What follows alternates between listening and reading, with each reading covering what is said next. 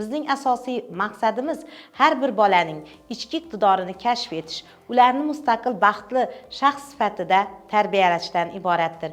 Markazimizda bugungi kunda kulolchilik, musiqa, rasm, ingliz tili, munchoqsozlik, to'quvchilik, shuningdek kompyuter savodxonligi va matematika savodxonligi, maktabgacha bo'lgan ta'limni yanada samaradorligini oshirish sifatida shu qo'shimcha to'garaklar ham mavjud.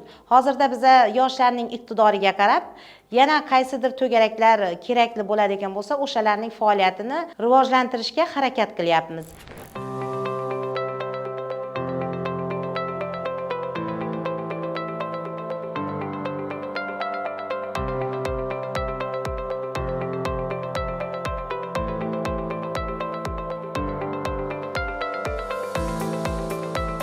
Bizning ustuvor yo'nalishimiz inkluzivlik, ya'ni hech bir bola e'tibor